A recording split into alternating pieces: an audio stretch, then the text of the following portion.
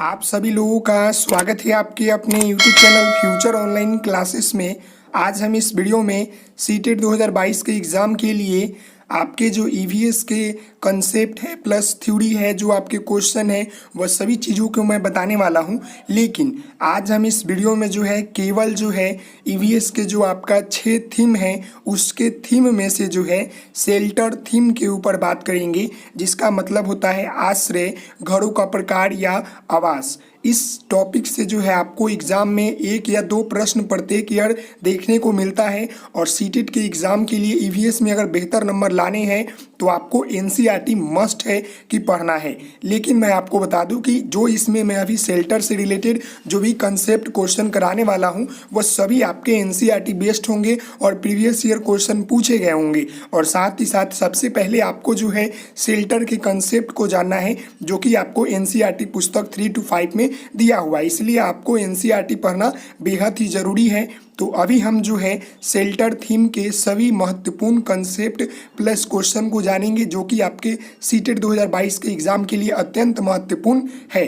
तो चलते हैं अपने कंसेप्ट के ऊपर। जैसे कि देखिए, आपको जो है पर्यावरण एवं शिक्षा शास्त्र जो आपका ईवीएस है, इसमें आपको एनसीईआरटी पढ़ना जो है बेहद ही ज़रूरी है, क्योंकि इससे प्रश्न प्रत्येक ईयर पूछे जाते हैं, डायरेक्ट प्रश्न जो है पूछ लिए जाते हैं। अभी हम जो है शेल्टर मतलब कि आश्रय या घरों के प्रकार या आवास, इस टॉपिक से रिलेटेड जो है सभी कंसेप्ट को जानेंगे कि भारत के अन्य भागों में जो है कैसे कैसे घर होते हैं, किस तरह के घर होते हैं, ऐसे क्यों होते हैं, उसके बारे में जानेंगे। और मैं बता दूं कि आपको इस टॉपिक से 1 या 2 प्रश्न आपको एग्जाम में देखने को मिलेंगे। जैसे देखिए, सबसे पहले आपको मैं बता दूं कि जो आपका ईवीएस का थीम है वो कितने होते हैं। यह प्रश्न पूछा हुआ है कि ईवीएस में जो है कितने थीम हैं। तो देखिए, ईवीएस में जो आपका थीम है वह 6 होते हैं, याद रखिएगा। पहला क्या, मित्र एवं परिवार, दूसरा भोजन, तीसरा यहाँ पर आवास, चौथा यहाँ पर जल, पांचवा यहाँ पर ट्रेवल, और छठा जो है आपका जो हम बनाते हैं या करते हैं। समझ गए? ये आपका जो है 6 थीम है ईवीएस में, जो आपको एनसीईआरटी में पढ़ना है। और इससे टोटल आपको जो है 15 प्रश्न पूछे जाते हैं ये 6 थीम से। अब एक और प्रश्न यहाँ क्रिएट होता है कि उस थीम का नाम बताइए जिसमें उप थीम है। ये भी प्रश्न सीटेट में पूछा हुआ है कि उस थीम का नाम बताइए जिसमें आपका उप थीम है। तो वो मैं बता दूं कि परिवार एवं मित्र, जो आपका यहाँ पर देख रहे हैं ना 1 नंबर, परिवार एवं मित्र, इसमें जो है आपका उप थीम है। समझ गए? किसमें उप थीम? इसमें है परिवार एवं मित्र में, याद रखिएगा। बाकी आपके टोटल कितने थीम है? 6 थीम है। लेकिन उस थीम का नाम बताइए जिसमें आपका उप थीम है, तो वो आपका परिवार एवं मित्र है। और उसमें जो है आपका 4 उप थीम है। समझ गए? परिवार एवं मित्र में जो है आपका 4 उप थीम है, याद रखिएगा।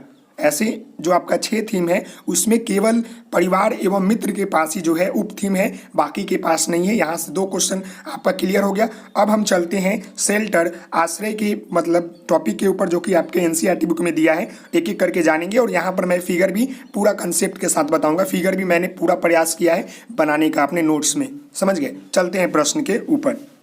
देखिए यहाँ पर आपका पहला है यहाँ देखिए, पत्थर तथा लकड़ी के बने घर। अब ये प्रश्न जो है पूछता है कि पत्थर तथा लकड़ी के बने घर कहाँ पाए जाते हैं। सबसे पहला प्रश्न यही पूछेगा कि पत्थर तथा लकड़ी के बने घर कहाँ पाए जाते हैं। याद रखिएगा, पत्थर और लकड़ी। तो पत्थर कहाँ ज़्यादातर पाए जाते हैं? पर्वतीय इलाके में।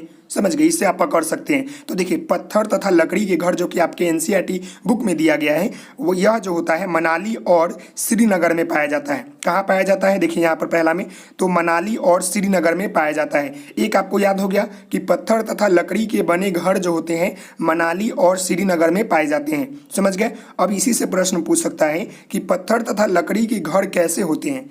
जो पत्थर और लकड़ी के जो घर बने होते हैं वो कैसे होते हैं? तो याद रखिएगा, ढलवा होते हैं। देखिए यहाँ पर ढलवा, और यहाँ पर फिगर भी दिया हुआ है, देख रहे हैं ना ये फिगर। यहाँ पर इसी तरह के होते हैं। ढलवा कहने का मतलब कि ये ऊपर से देख रहे हैं, ये ढलवा होते हैं कि जब भी इस पर बारिश या जब हिम वर्षा हो तो वह ढलकर जो है नीचे आ जाए, ना कि उसके छत पर रहे। समझ गए? इसीलिए ये ढलवा होते हैं। यहाँ पर देख रहे हैं फिगर में, आप ध्यान से देखिए। मैं इसको हटा दूँ, यहाँ देखिए ढलवा दिख रहा है ना आपको, ये वाला। इसलिए होते हैं ना कि जब भी ऊपर से बारिश हो या हिम वर्षा हो ना, ये वाला, तो वह नीचे आ जाए, गिर जाए, घर पर किसी तरह की क्षति ना हो। समझ गए?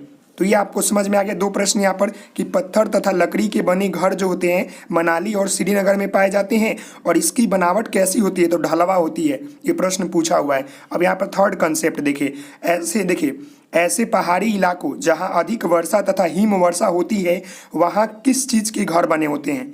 तो ये देखिए, ये भी प्रश्न पूछा हुआ है।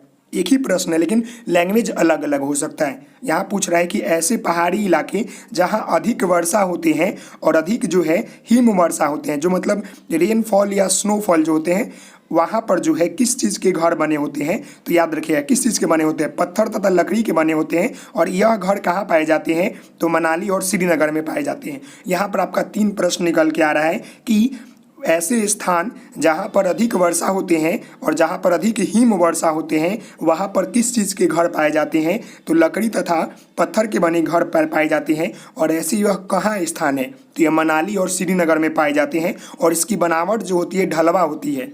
बनावट तो मतलब लकड़ी और पत्थर की होती है, लेकिन जो छत की बनावट होती है वह क्या होती है, ढलवा होती है, कि जो बारिश का पानी आए चाहे जो बर्फ़ का गिरे वह ढलकर नीचे आ जाए। समझ गए। तो यहाँ पर आपको कंसेप्ट क्लियर हुआ। अगले टॉपिक के ऊपर चलते हैं। देखिए यहाँ पर अगला जो आपका यहाँ पर है कि पत्थरों से बने घर। अब यहाँ पर जो आपका आ गया है कि पत्थर से बने घर के बारे में बताना है। तो देखिए, पत्थर से बने घर जो होते हैं कहाँ पाए जाते हैं, पहला आपको बताइए।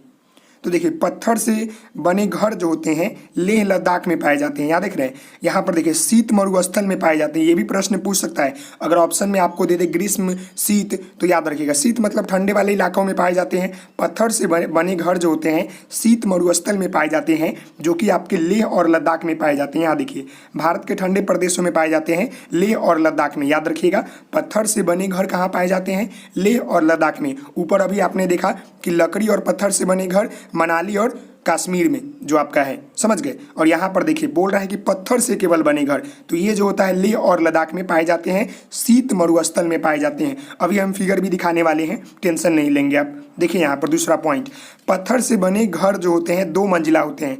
कितना मंजिला होते हैं, 2 मंजिला होते हैं। नीचे वाले मंजिला में जो होते हैं कोई भी खिड़की नहीं होती है। नीचे वाले मंजिला में जो है कोई भी खिड़की नहीं होती है, ये भी याद रखिएगा। जो आपके पत्थर से बने घर होते हैं जो कि लेह और लद्दाख में पाए जाते हैं, वहाँ पर ज़्यादातर जो होती है ठंडे वाले प्रदेश है, शीत मरुस्थल है, इसलिए वहाँ पर जो है 2 तल्ला घर बनाए जाते हैं, 2 मंजिला। कि नीचे वाले में जो होता है केवल जो है सामग्री लोग रखते हैं, नीचे वाले में कोई खिड़की नहीं होता है। वहाँ पर पशुओं को रखते हैं, सामग्री रखते हैं, खाने पीने की वस्तुएं रखते हैं, और उसके ऊपर वाले जो मंजिला होते हैं उस पर वो निवास करते हैं। समझ गए। यहाँ देखिए अभी आएगा ऑप्शन आपका पॉइंट में। देखिए, घरों की दीवार पर जो होती है मोटी और चूने पत्थर पुताई की जाती है। घरों की जो दीवार होती है तो मिट्टी और चूने से जो है पुताई की जाती है, ताकि वह सुरक्षित रख सके और अंदर जो है हीट कर सके, इसीलिए जो है उसको मिट्टी और चूने से जो है पुताई की जाती है। नेक्स्ट आपका है, घरों को मजबूत बनाने के लिए पेड़ों के मोटे तने का इस्तेमाल किया जाता है। जो उसके छत होते हैं ना, लेह लद्दाख में अगर जाएंगे तो वहाँ पर जो है आपको पत्थर के बने घर मिलेंगे, दो मंजिला ज़्यादा इमारत मिलेंगे। तो नीचे वाले में जो होता है पशु को रखते हैं, अपने खाने पीने की वस्तुओं को सुरक्षित रखते हैं, लेकिन जो उसका छत होता है ना वो समतल होता है, मतलब कि बराबर होता है। और उसमें क्या होता है कि लकड़ी के मोटे मोटे जो है आपके तने को लगाए जाते हैं मजबूत बनाने के लिए, और उसके छत पर जो होता है गर्मी के समय जो है उस पर अनाज फल को जो है सुखाकर रखा जाता है, ताकि शीत वाले ऋतु में जो है उसे अपना उपयोग कर सके, उसे अपना सेवन में ला सके। समझ गए। आगे देखिए इस्तेमाल किया जाता है छत बनाने में। छत बनाने में मैंने अभी आपको बोला ना कि मोटे मोटे पेड़ों के जो है इस्तेमाल किए जाते हैं। तो यहाँ से भी प्रश्न पूछ सकते हैं कि वैसे प्रदेश का नाम बताइए, वैसे राज्य का नाम बताइए जहाँ के घर जो है पत्थर से बने होते हैं और उसके छत बनाने में जो है पेड़ पौधों के मोटे मोटे तने का प्रयोग किया जाता है। तो वहाँ ये कहाँ पाया जाता है, तो लेह लद्दाख में पाया जाता है, या शीत मरुस्थल में पाया जाता है। और यहाँ की जो बिल्डिंगें होती है, जो मतलब घर होती है जो कि पत्थर से बने होते हैं, तो ये कितने तल्ले होते हैं, 2 मंजिला होते हैं। और नीचे वाले मंजिला में जो होते हैं जानवरों को रखते हैं, खाने पीने की सामग्री रखते हैं, और ऊपर वाले मंजिला में जो है निवास करते हैं। और यहाँ की जो दीवारें होती है मिट्टी और चूने से जो है पुताई की जाती है। देखिए यहाँ से कितने प्रश्न आपको निकल कर आ रहे हैं। यहाँ देखिए निचली मंजिल पर जानवर एवं आवश्यक सामग्री रखते हैं और ऊपर वाले मंजिल पर जो है लोग रहते हैं। अभी मैंने आपको बताया। फिर यहाँ देखिए फल और सब्जियों को जो है छत पर सुखाई जाती है। जो लकड़ी के मोटे मोटे तनों से जो छत बनाई जाती है तो उसके ऊपर जो है गर्मी के समय में जो है फल और सब्जियों को सुखाया जाता है, ताकि जब ज़्यादा बरसात हो, ठंडी आए, जब हिम वर्षा हो, तो उस समय जो है उसका सेवन किया जा सके, उसका उपयोग किया जा सके। देखिए यहाँ पर छत जो होता है प्लेन होता है, समतल होता है, और ये घर देखिए यहाँ पर आपको नजर आता दिख रहा है, नीचे देखिए पत्थर है और ऊपर आपका जो है एकदम समतल रहता है। और गर्मी के समय में जो है फल और सब्जियों को जो है छत पर सुखाई जाती है, और उसे नीचे वाले रूम में जो नीचे वाला मंजिला होता है उसमें रख लिया जाता है, और नीचे वाले मंजिल में जो है जानवरों को, फलों को, खाने पीने की सामग्रियों को सुरक्षित रखा जाता है, और उसके ऊपर वाले में लोग रहते हैं। और यहाँ की जो घर होते हैं कैसे होते हैं, पत्थर के बने होते हैं, और इसके छत बनाने में जो है तनों का प्रयोग किया जाता है, मोटी मोटी लकड़ियों का प्रयोग किया जाता है, और इसकी दीवारें जो होती है चूना और मिट्टी से रंगी हुई होती है, समझ गए। और यह लेह और लद्दाख में पाया जाता है और 2 मंजिला होता है। इतना यहाँ से प्रश्न आपको निकल कर आए, मुझे लगता है कि आपको ये समझ में आ रहा होगा मेरी बात। अगले वाले प्रश्न के ऊपर चलते हैं। अब हमारा जो आ गया बांस के बने घर, देखिए यहाँ पर आपको दिख रहा होगा ये फिगर में बांस के बने घर, ये नीचे देखिए यहाँ पर बांस लगा हुआ है जमीन से ऊपर। अब ये प्रश्न देखिए, पहले पूछ लेगा कि बांस के बने घर जो होते हैं कहाँ पाए जाते हैं, तो ये याद रखिएगा कि ये असम में पाए जाते हैं। यहाँ देखिए कहाँ पाए जाते हैं, तो असम में पाए जाते हैं। और ये कहाँ, किस इलाके में पाए जाते हैं, तो जहाँ पर जो है अधिक वर्षा तथा अधिक बाढ़ आते हैं उन क्षेत्रों में जो है बांस वाले घर पाए जाते हैं। कहाँ पाए जाते हैं, जहाँ पर अधिक वर्षा आते हैं, चाहे जहाँ पर अधिक बाढ़ आते हैं, वहाँ पर जो है बांस के बने घर पाए जाते हैं। और ये ज़्यादातर जो होता है असम राज्य में पाया जाता है। और किस गांव में पाया जाता है, एनसीईआरटी बुक आप पढ़ते हैं तो उसमें आपका लिखा हुआ है कि मूलन गांव में पाया जाता है ज़्यादातर। ये मूलन गांव की कहानी है, आपको एनसीईआरटी बुक में मिलेगा कि वहाँ पर जो है ब्रह्मपुत्र नदी जो है बहती है असम में, जहाँ पर जो है अधिक वर्ष जो होती है, अधिक मतलब वर्षा होती है, अधिक बाढ़ आती है, जिसलिए जो है वहाँ के लोग जो है अपने घरों को जो है 3 से 5 साढ़े 3 फुट जो है मीटर ऊपर घर बनाते हैं, खंबे पर, समझ गए, बांस के खंबे पर। यहाँ देखिए बांस के घर जो है जमीन से कितने फुट ऊपर होते हैं, तो याद रखिएगा 10 से 12 फुट ऊंचे होते हैं, समझ गए। देखिए यहाँ पर, ये दिख रहे हैं यहाँ पर फिगर में, देखिए ये आप देख रहे हैं 10 से 12 फीट जो है ऊपर होते हैं। और ये सभी घर जो होते हैं बांस के बने होते हैं। और इसको अगर मीटर में पूछे तो 3 से लेकर 3.5 मीटर जो है ऊपर होते हैं धरती से, कि जब भी पानी आए ना तो उसके नीचे ही रह जाए, समझ गए। इसीलिए क्योंकि यह जो है बाढ़ वाले क्षेत्र में आते हैं असम, और यहाँ पर ब्रह्मपुत्र नदी बहती है, और यहाँ पर प्रत्येक वर्ष जो है अधिक वर्षा और बाढ़ आने की वजह से जो है मतलब बाढ़ आती है। इसलिए जो है यहाँ के लोग जो है बांस के बने घर में निवास करते हैं। और बांस का जो खंबा होता है ना, वो जमीन से जो है आपके 10 से 12 फुट ऊपर होता है, और 3 से साढ़े 3 मतलब आपका मीटर जो होता है ऊपर होता है। मीटर में पूछे तो 3 से 3.5 मीटर, और फुट में पूछे तो 10 से 12 फुट, समझ गए। ये प्रश्न पूछा हुआ है, प्रीवियस ईयर क्वेश्चन आप देखेंगे वहाँ पर आपको ये नजर आता दिखेगा, समझ गए। यहाँ देखिए यह घर जो होता है किस में खड़े होते हैं, बांस के मजबूत खंभों पर खड़े होते हैं, समझ गए। यहाँ फिगर में देख रहे हैं खंभे है, मैं थोड़ा रब कर दूँ इसको ताकि दिखाई दे। देखिए फिगर देखिए यहाँ पर खंभों पर खड़ा है कि नहीं, समझ गए। तो ये बांस के जो है खंभों पर खड़ा होता है, और यह पूरी तरह से जो है बांस के बने होते हैं, चाहे अंदर हो बाहर हो, ये पूरी तरह से जो है बांस के बने होते हैं, समझ गए। तो यहाँ पर आपका प्रश्न निकल के आ रहा है कि बांस के बने घर किस राज्य में पाए जाते हैं, तो असम राज्य में पाए जाते हैं। और क्यों पाए जाते हैं, क्योंकि यहाँ पर जो है ब्रह्मपुत्र नदी बहती है, और यहाँ पर जो है प्रत्येक वर्ष भारी मात्रा में बारिश होती है, बाढ़ आती है, जिसके कारण जो है लोग यहाँ के जो घर बनाते हैं वो जमीन से 10 से 12 फुट जो है ऊपर खंभों पर खड़ा करके बनाते हैं। और यह घर जो होता है पूरी तरह से लकड़ी का बना होता है। अगर आपको मीटर में पूछे तो 3 से लेकर 3.5 मीटर ऊपर बनाते हैं, समझ गए। और ये कहाँ, किस गांव की कहानी है, तो मूलन गांव की कहानी है, जो कि आपके एनसीईआरटी पुस्तक में दिया हुआ है, जैसे कि आप देख रहे हैं। और यह पूरी तरह से जो है लकड़ी के बांस के बने घर होते हैं, समझ गए। ये पूरी तरह से जो है बांस के बने घर होते हैं, और कहाँ पाए जाते हैं, असम में पाए जाते हैं। अब हम देखेंगे मिट्टी तथा झाड़ियों से बने घर को, आपको फिगर भी हम दिखाएंगे। बहुत मेहनत से जो है इस नोट्स को बनाया हूँ ताकि आपको समझाने में किसी तरह की दिक्कत ना हो। देखिए यहाँ पर, और सभी एनसीईआरटी की बुक लिखा हुआ है, जो भी एनसीईआरटी में पॉइंट है आपके, वह सभी पॉइंट यहाँ पर इंक्लूड किया है। इधर उधर की बातें मैंने नहीं लिखा है, आपको जो है केवल एनसीईआरटी पढ़ना है।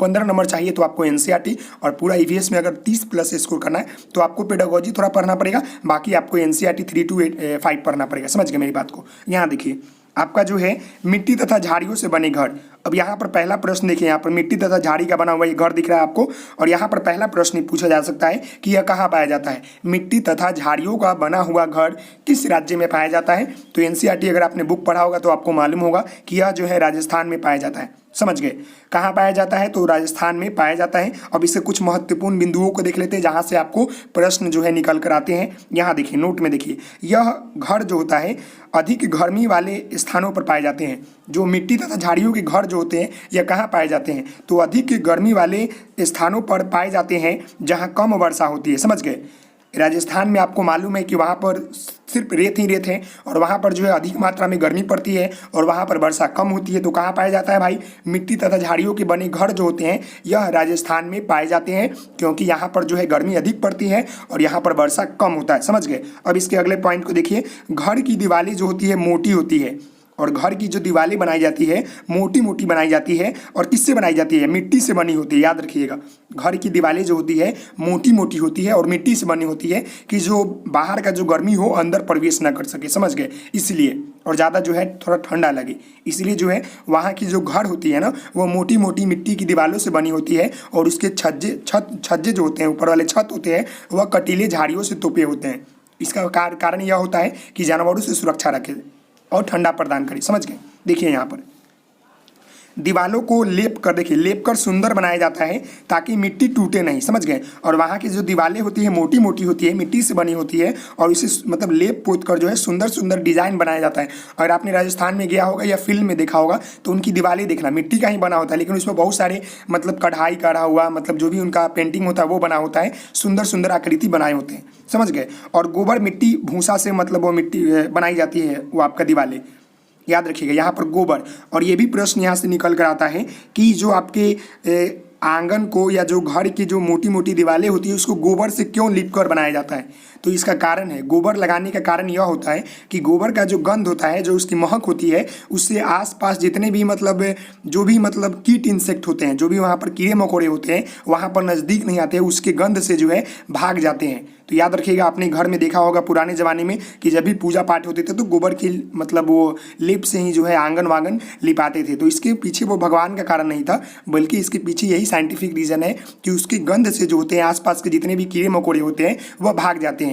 आपको मालूम होना चाहिए कि ठीक इसी प्रकार जो है मंदिर के जो हम लोग घंटा बजाते हैं या घंटी बजाते हैं, तो इसके भी कारण पीछे जो है साइंटिफिक रीज़न है। उसके आवाज़ से जो है ऐसे कितने जो है जो आपके कीट मकोड़े हैं वह भाग जाते हैं, ना कि भगवान को जगाने के लिए। ऐसा हमारी आस्था है, सही बात है, लेकिन इसके पीछे साइंटिफिक रीजन भी है, जिस तरह गोबर के पीछे छिपा हुआ है। समझ गए। अभी भी जो है वर्तमान समय में गाँव में देखेंगे कि वहाँ पर जो है पूजा पाठ में या कोई भी फेस्टिवल में गोबर के लिप से ही जो है आंगन या घर को जो है लीपा जाता है। इसके पीछे मेन कारण यही होता है कि जब लिपते हैं ना तो उसका गंध आता है और वो महक से जो है आसपास के जितने भी कीड़े होते हैं वो मर जाते हैं। ये प्रश्न आपके सीटेट में पूछा हुआ प्रश्न है। देखिए यहाँ की दीवारें जो होती है लेप कर सुंदर सुंदर मोटी दीवारें बनाई जाती है, मिट्टी से बनाई जाती है। गोबर, देखिए गोबर मिट्टी भूसा से बनाई जाती है। ये प्रश्न पूछ लेता है। आगे देखिए यहाँ पर छत जो होते हैं कटीले झाड़ियों से बने होती है तथा कई बार जो है नीम एवं कीकर की, देखिए कीकर की लकड़ी का प्रयोग किया जाता है ताकि उसे कीड़े न लग जाए। समझ गए। नीम में देखिए कीड़ा नहीं लगता है। नीम का जो होता है पेड़ ना बहुत ही आयुर्वेदिक टाइप का होता है, इसमें कीड़ा नहीं लगता है। नीम का पेड़ बहुत ही महत्वपूर्ण होता है, वो चाहे इंसान के लिए हो या पशुओं के लिए हो। इसके उपयोग में हम लोग दवाइयाँ बनाते हैं, जड़ी बूटी बनाते हैं। समझ गए। तो यहाँ पर देखिए क्या कहा गया है। अब मिट्टी में और कुछ नीचे पॉइंट है, देख लेते हैं। नहीं है तो यहाँ देखिए आपको जो यहाँ पर मेन जो प्रश्न निकल के आया, यहाँ पर आप फिगर देख रहे हैं। तो यहाँ सबसे पहले मेन प्रश्न आया कि मिट्टी तथा झाड़ियों के बने घर कहाँ पाए जाते हैं। तो ये राजस्थान में पाए जाते हैं। और यहाँ पर क्यों पाए जाते हैं ये प्रश्न पूछ लेगा। तो यहाँ पर इसलिए पाए जाते हैं क्योंकि यहाँ पर जो अधिक गर्मी पड़ती है और यहाँ पर जो है कम वर्षा होता है, इसलिए पाया जाता है। और यहाँ के जो घर होती है दीवारें जो होती है मोटी मोटी होती है और मिट्टी के बने होते हैं। और यहाँ पर जो है गोबर से लिपा होता है, गोबर भूसा से लिपा होता है। और गोबर से लिपने का कारण क्या होता है कि यहाँ पर जो है गोबर की महक से जो होता है आसपास जितने भी कीड़े मकोड़े हैं वो भाग जाते हैं। समझ गए। और यहाँ की जो दीवारें होती है लेप को जो है लेप पोत कर जो है सुंदर सुंदर आकृतियां बनाई होती है ताकि जो है वो टूटे नहीं। समझ गए। और अगला जो यहाँ पर प्रश्न है कि छत जो होते हैं कटीले झाड़ियों से होते हैं। कारण क्या होता है कि जानवरों से सुरक्षा करे और जो है हवादार हो थोड़ा सा, और थोड़ा मतलब जानवरों से सुरक्षा करें। और यहाँ पर देखिए जो और तथा कई बार जो होते हैं नीम एवं कीकर की लकड़ियों का भी प्रयोग करके जो है उनके छत बनाए जाते हैं। तो ये आपके कहाँ होते हैं, राजस्थान में होते हैं। यहाँ से आपको 3-4 प्रश्न आ गए। समझ गए। अगले आगे देखते हैं। आगे जो है आपके ईंट के बने घर है, इसमें भी जो है आपका एनसीईआरटी बुक में ये दिया हुआ है। यहाँ देख रहे हैं फिगर में, ये ईंट के बने बड़े बड़े बिल्डिंग जो है ये कहाँ दिखाई देते हैं, आपको मालूम होगा, ये शहर में आपको दिखाई देते हैं ना। तो यहाँ देखिए, तो ईजी है, आपको मालूम होगा। अभी वर्तमान समय में जितने भी आसपास के घर देखते हैं सब ईंट के बने होते हैं। ईंट से बने घर और ऊंची इमारतें के बारे में देख लीजिए। तो ये कहाँ पाए जाते हैं, तो यह देखिए समतल मैदानी क्षेत्रों में पाए जाते हैं। समझ गए, समतल मतलब बराबर मैदानी क्षेत्रों में पाए जाते हैं। और स्थान पूछे या शहर पूछे तो कहाँ पाए जाते हैं, तो दिल्ली और मुंबई में पाए जाते हैं, याद रखिएगा। ज़्यादातर आपके एनसीईआरटी बुक में दिल्ली का जिक्र किया गया है तो दिल्ली ही टिक लगाएंगे, समझ गए। लेकिन ऐसे ही मतलब समतल मैदानी क्षेत्रों में पाए जाते हैं। दिल्ली हो गए, मुंबई हो गए, चेन्नई हो गए, ये सभी इलाके में, बेंगलुरु हो गए, ये सभी इलाके में क्या होता है, आपकी बड़ी बड़ी इमारतें बिल्डिंग पाई जाती है। अब इसका कारण क्या है, इसका कारण यही है आपके जो एनसीईआरटी बुक में लिखा है कि अधिक जनसंख्या के कारण जो है ऊंची ऊंची इमारतें जो है, बहुमंजिला इमारतें जो है देखने को मिलती है। आपको मैं बता दूं कि दिल्ली और जो आपके मुंबई है, यहाँ पर जगह कम है और यहाँ जनसंख्या ज़्यादा है, इसलिए जो है यहाँ पर जो है ऊंची ऊंची बहुमंजिली इमारत जो है देखने को मिलती है। मेरी बात आप समझ गए। तो यहाँ से आपको प्रश्न यही पूछेगा कि ईंट के बने घर जो है कहाँ पाए जाते हैं, तो आप दिल्ली लगाएंगे। आपके एनसीईआरटी बुक में दिल्ली दिया है और ये किस क्षेत्रों में पाया जाता है, तो समतल मैदानी क्षेत्रों में पाया जाता है। और इसका कारण क्या है, तो यहाँ पर जो है स्पेस कम है, मतलब जगह कम है और जनसंख्या अधिक है, क्योंकि गाँव के लोग जो शहर में जाते हैं काम करने वहीं पर बस जाते हैं, जिसकी वजह से जो है यहाँ पर बहुमंजिला इमारतें जो है बनती है। और यह किसके बने होते हैं, तो ईंट, कंक्रीट, सीमेंट, छड़ और बालू आदि से बने होते हैं, समझ गए। और ये मजबूत होते हैं। चलते हैं अगले टॉपिक के ऊपर। देखिए अब आपका यहाँ पर आ गया हाउस बोट। ये देखिए, ये अब जो है यहाँ पर देख रहे हैं, नदी में जो है एक घर की तरह जो है बोट तैरता हुआ नजर आ रहा है। टाइटेनिक वाला जो होता है उस तरह का आपने देखा होगा, समझ गए। देखिए यहाँ पर अब पूछेगा आपसे कि हाउस बोट जो है किस राज्य में पाया जाता है। हाउस बोट आपने देखा होगा कि यह एक बोट होता है जिसमें जो है मतलब रूम बना होता है, घर बना होता है, और यह जो है सैलानियों के लिए प्रयोग करते हैं। यह जो है नदी में जो है इसमें लोग बैठते हैं, घूमते हैं। तो यह जो होता है कहाँ पाया जाता है, तो यह जो है देखिए कहाँ पाया जाता है, तो ये डल झील में पाया जाता है। और कहाँ डल झील है, तो जम्मू कश्मीर में है। अगर आपसे पूछता है कि हाउस बोट क्या होता है, तो देखिए आपको यहाँ पर फिगर में दिख रहा होगा कि एक बोट है और इसके ऊपर जो है घर बना हुआ है और बहुत सारे डिजाइन भी बने होते हैं। इस डिजाइन को जो है हम लोग कुछ कहते हैं, आपको मैं बताऊंगा, नक्काशी कहते हैं, नक्काशी। याद रखिए, जो बोट पर, जो नदी पर जो बोट चलती है ना, जो आपके हाउस बोट होते हैं, उसके ऊपर जो बहुत सारे डिजाइन होते हैं उसको हम लोग नक्काशी कहते हैं। ये प्रश्न आपसे पूछ लेगा। और यह देखिए हाउस बोट जो होता है किस राज्य में पाया जाता है या किस नदी में पाई जाती है, तो यह देखिए आपको जम्मू कश्मीर में डल झील में जो है इसको देखने के लिए देखा जाता है। अब यहाँ पर पूछेगा आपको और कि हाउस बोट की लंबाई तथा चौड़ाई कितनी होती है, तो इसकी लंबाई जो होती है 80 फीट होती है। याद रखिएगा, लंबाई 80 फीट और चौड़ाई जो होती है 8 से 9 फीट होती है, समझ गए। हाउस बोट जो है आपको डल झील में देखने को मिलेगा, जो कि जम्मू कश्मीर में स्थित है। और जम्मू कश्मीर में ही ज़्यादातर जो है हाउस बोट देखने को मिलता है। यह जो होता है एक प्रकार का मतलब नाव पर बना घर होता है और इसमें बहुत डिजाइन बना होता है, जिसको हम लोग नक्काशी कहते हैं, समझ गए। और इसकी लंबाई जो होती है 80 फीट होती है और इसकी चौड़ाई जो होती है 8 से 9 फीट होती है, याद रखिएगा। अगला यहाँ पर पॉइंट है कि हाउस बोट किसके लिए होता है, तो पर्यटनों के लिए होता है। जो पर्यटक होते हैं उसके लिए होता है, जो भी विदेशी सैलानी आते हैं उसके लिए होता है, घूमने के लिए।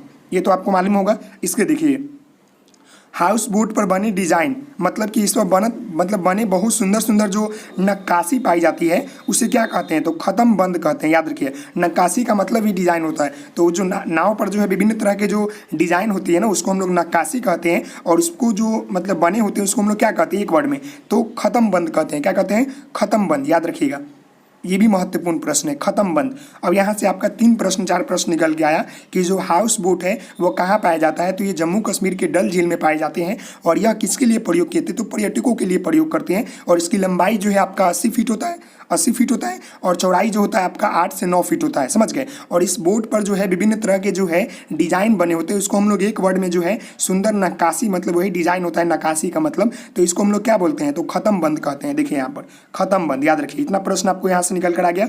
अगले प्रश्न को देखते हैं। अब हमारा आ गया डोंगा। देखिए डोंगा झेलम नदी में पाया जाता है। डोंगा भी जो है एक प्रकार का नाम होता है जिस पर एक छोटे से मतलब घर बने होते हैं, जहाँ के लोग उसी पर निवास करते हैं, अपना जीवन यापन करते हैं। यहाँ देख रहे हैं, ये डोंगा इसी को बोलते हैं। इस पर देख रहे हैं घर बना हुआ है, ये नाव है आपका यहाँ पर इस तरह का, और इसके ऊपर जो है देख रहे हैं घर बना हुआ है, तो इसी को हम लोग डोंगा बोलते हैं, जो कि झेलम नदी में ही पाया जाता है। और झेलम नदी कहाँ पर है भाई, बता दीजिए। तो ये भी जो है आपका जम्मू कश्मीर में है, समझ गए। देखिए ये कहाँ पाया जाता है, डोंगा, तो ये झेलम नदी में पाया जाता है।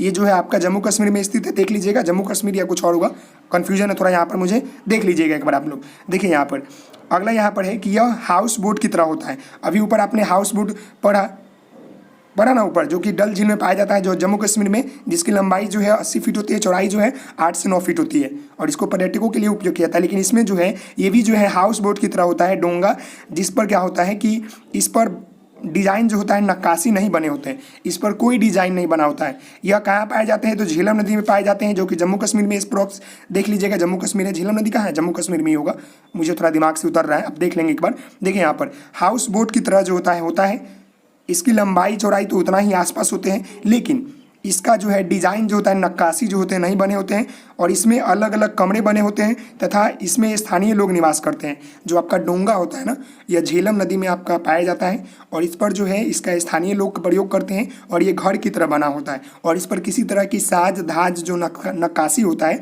जो ख़त्म बंद होता है, वो नहीं होता है। समझ गए मेरी बात को। और ये देख लीजिए इस तरह के बने होते हैं। इससे भी प्रश्न पूछता है कि डोंगा जो है किस नदी में पाया जाता है, क्या इस पर नक्काशी होता है कि नहीं होता है, और इस पर कौन लोग निवास करते हैं, तो इस पर ग्रामीण जो आसपास के लोग होते हैं वही निवास करते हैं। ये पर्यटक के लिए नहीं होता, पर्यटक के लिए ऊपर वाला आपने देखा जो बोट था वो होते हैं। समझ गए। अब हम देखेंगे बर्फ़ का घर, ये भी देखिए इससे भी प्रश्न पूछते हैं। यहाँ देखिए आपका आ गया बर्फ़ का घर, इग्लू, जिसको हम लोग इग्लू कहते हैं, इस तरह का बना होता है। आपने देखा होगा, फिल्म में देखा होगा, बहुत जगह आपने देखा होगा इसको। देखिए यह कहाँ पाए जाते हैं, तो आपको मालूम होगा कि ये बर्फीले और हिम जो वर्षा होती है वहाँ वाले इलाके में पाए जाते हैं। देखिए हिम ये कहाँ पाए जाते हैं, तो बर्फीले तथा हिम वर्षा वाले इलाके में पाए जाते हैं। जैसे कि ये स्थान में देख लीजिए, ग्रीनलैंड कनाडा। समझ गए।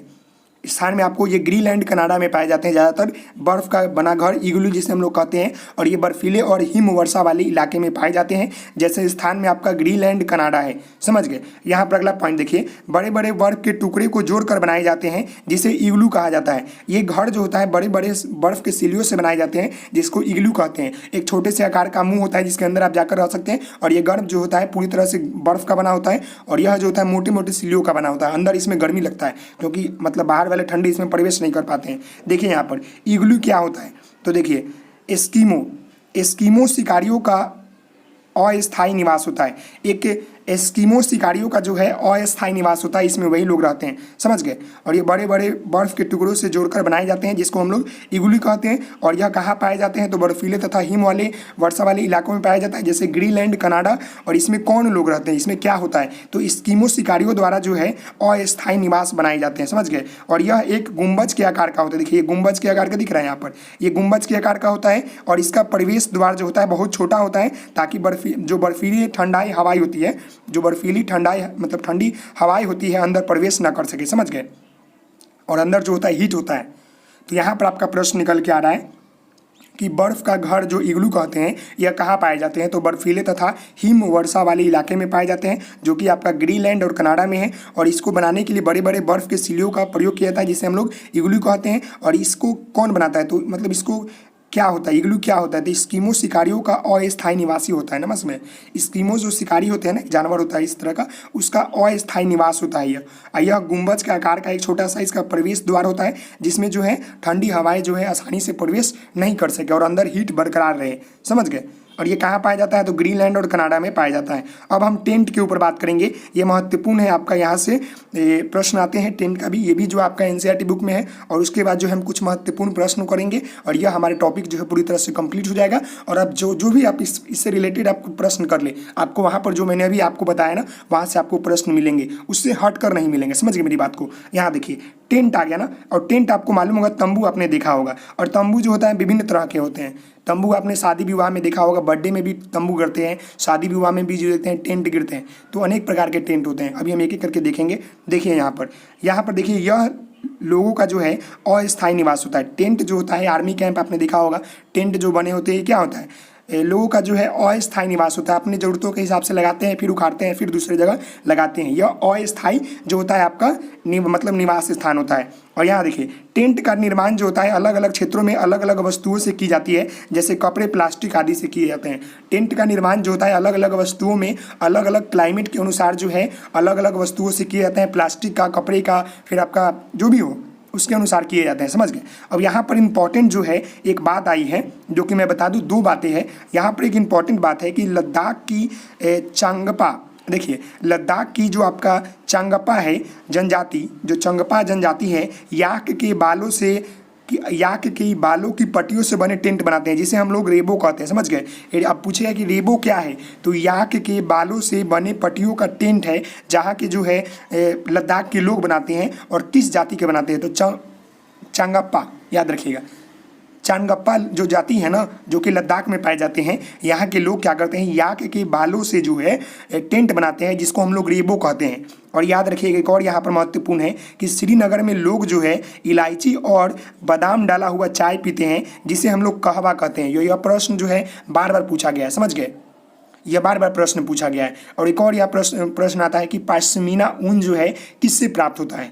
यह आपके लिए HW है, आप मुझे कमेंट करके बताएंगे जो आपका पश्मीना ऊन होता है यह किस जानवर से प्राप्त होता है। यहाँ पर आपको दो महत्वपूर्ण आ गया, 3 महत्वपूर्ण प्रश्न यहाँ निकल कर आया। टेंट से, कि टेंट जो होता है अस्थायी निवासी होता है, और यहाँ के जो अलग अलग लोग जो होते हैं अलग अलग स्थान के अनुसार जो है अपना टेंट बनाते हैं अलग अलग वस्तुओं का, जैसे प्लास्टिक हो गए, कपड़े हो गए, रेसे से बनाते हैं। और यहाँ पर जो इम्पोर्टेंट यहाँ पर आया था कि लद्दाख में जो आपका चांगप्पा जो आपका एक जनजाति है, जो कि याक के बालों के बने पट्टियों से जो है टेंट बनाते हैं, समझ गए। याक के बालों से बने पट्टियों के टेंट बनाते हैं, जिसको हम लोग रेबो कहते हैं, रेबो, समझ गए। और यहाँ पर एक और महत्वपूर्ण था कि श्रीनगर में लोग जो होते हैं इलायची और बादाम डाला हुआ चाय पीते हैं, जिसको हम लोग कहवा कहते हैं। और यह प्रश्न जो है सीटेट 2022 में पूछा हुआ प्रश्न है, कहवा वाला, कि बादाम और जो आपका इलायची है यह डाला हुआ चाय कहाँ के लोग पीते हैं, तो यह जो है कहवा कहते हैं इसको। और यहाँ जो है श्रीनगर के लोग पीते हैं, जम्मू कश्मीर, समझ गए। जम्मू कश्मीर हो तो जम्मू कश्मीर, नहीं तो श्रीनगर तो श्रीनगर। अगले प्रश्न को आप देखते हैं। ये आपके जो है शेल्टर जो आपका आश्रित है उससे रिलेटेड जो है महत्वपूर्ण सभी पॉइंट थे, मैंने करा दिया है। अब हम इसके महत्वपूर्ण प्रश्न को देख ले, जो ऊपर आपने पढ़ा है कि आपको याद है कि नहीं याद है, समझ गए। काफ़ी महत्वपूर्ण बनाया गया है आपको ये नोट्स, और बेहतरीन है। आप एक बार जरूर पढ़ेंगे, 2 बार पढ़ेंगे, और इसको नोट भी कर लेंगे, समझ गए मेरी बात को। यहाँ देखिए पहला प्रश्न, ग्रामीण क्षेत्रों में गाय के गोबर से झोपड़ी की दीवारें और फर्श क्यों लिपा जाता है। ग्रामीण इलाकों में जो है गाय के गोबर से झोपड़ी की दीवारें और फर्श क्यों लिपा जाता है। अभी मैंने ऊपर बताया था खेजरी वाला जो आप पढ़ रहे थे, राजस्थान की बातें, इसलिए मतलब लगाते हैं लोग वहाँ के गोबर और झोपड़ी में लिपते हैं या पोतते हैं कि कीड़ों को दूर रखने के लिए, समझ गए। उसके महक से जो है कीड़े भाग जाते हैं। अगला यहाँ प्रश्न है, बांस के खंभे पर धरती से लगभग 3 से 5 मीटर ऊंचे बने घर कहाँ पाए जाते हैं, जो कि पूरी तरह से लकड़ी का बना होता है तथा घरों के छत ढालू होते हैं और फर्श जो है लकड़ी के होते हैं। देखिए यहाँ पर कितने प्रश्न इसमें पूछ लिए। ये पूछ दिया कि बांस के खंभों पर मतलब खड़ी धरती से लगभग 3 से 5 मीटर, 3 से 3.5 मतलब मीटर ऊंचे बने घर कहाँ पाए जाते हैं, जिसकी पूरी लकड़ी का बना होता है, और घर जो होते हैं ढालू होते हैं। क्यों, कहाँ पाए जाते हैं, फर्श भी लकड़ी के बने तो असम में पाए जाते हैं, आपने पढ़ा है। यहाँ देखिए अगला प्रश्न, कहवा एक विशेष प्रकार का चाय है, पेय पदार्थ है, यह किस राज्य में लोकप्रिय है। तो कहवा के बारे में अभी मैंने आपको बताया कि यह जो है चाय कहाँ पीते हैं लोग, श्रीनगर में पीते हैं, जिसमें जो है बादाम और आपका क्या डाला होता है, आपका क्या बोलते हैं, इलायची डाला होता है। तो इसका क्या आंसर हो जाएगा, देखिए जम्मू कश्मीर हो जाएगा। बादाम और इलायची डाला हुआ चाय होता है जो कि जम्मू कश्मीर या कश्मीर के लोग पीते हैं, जिसे हम लोग कहवा कहते हैं। अगला प्रश्न देखिए यहाँ पर अगला यहाँ प्रश्न है कि किस क्षेत्र में गांवों के लोग अपने घर मोटी दीवारों के बनाते हैं तथा उन दीवारों पर जो है मिट्टी से लिपते पोतते हैं तथा घरों के छतें जो होते हैं कटीली झाड़ियों से बने होते हैं। अभी मैंने आपको बताया था कि राजस्थान के लोग जो है मोटी मोटी दीवारों के घर बनाते हैं और उसके छत पर जो है कटीले झाड़ियाँ रखते हैं ताकि जानवरों से सुरक्षा रख सके, और वहाँ पर अधिक गर्मी होती है और कम वर्षा होती है, जिसके कारण जो है वहाँ के लोग जो है मिट्टी के घर बनाते हैं, समझ गया। मोटी मोटी दीवारें इसलिए बनाते हैं कि जो मतलब अंदर का ठंडक है वो बाहर ना आ सके और बाहर का जो गर्मी है अंदर प्रवेश न कर सके, और ऊपर वाले जो छत होते हैं उस पर कटीली झाड़ियाँ इसलिए रखते हैं कि जानवरों से सुरक्षा रख सके और हवादार हो सके। अगला यहाँ देखिए, प्रसिद्ध डल झील जो है कहाँ पर स्थित है। तो डल झील जो है आपका कश्मीर या जम्मू कश्मीर में स्थित है। अब कश्मीर रहेगा तो कश्मीर लाएंगे और जम्मू कश्मीर रहेगा तो जम्मू कश्मीर लाएंगे, ऑप्शन देखकर आप लगा लेंगे। अगला यहाँ मिलान कीजिए, मिजो देखिए मूलन गांव असम अभी आपने पढ़ा है कि ज़मीन से जो है 10 से 12 फुट ऊपर घर बनाते हैं। तो इसका क्या हो जाएगा, देखिए ये मूलन गांव जो है आपका बांस के खंभों पर ज़मीन से जो है 3 से 4 मीटर ऊपर जो है घर बनाते हैं। फिर आपका लद्दाख है, तो लद्दाख में लोग जो है पत्थर अथवा लकड़ी के घर बने होते हैं जिसका ढालू बने होते हैं। क्यों, कि वहाँ पर हमेशा जो है क्या होते हैं, हिम आता है, हिम वर्षा होती रहती है। और वहाँ के पत्थर के घर बने होते हैं, 2 मंजिला इमारत होती है, नीचे अपने फल और जानवरों को रखते हैं, ऊपर आते हैं, समझ गए। और इसको छत बनाने में जो है मोटी मोटी लकड़ियों का प्रयोग करते हैं, याद रखिएगा। और दीवारें जो होती हैं मिट्टी और चूने से रंगे भी होते हैं। यहाँ देखिए मनाली, तो मनाली में आपने देखा कि मनाली में क्या था, मिट्टी चूने से पुती हुई दीवारें बनी थी, समझ गए। तो इसका आंसर क्या हो जाएगा आपका, यही हो जाएगा, मिट्टी चूने से दीवारें पुती हुई थी।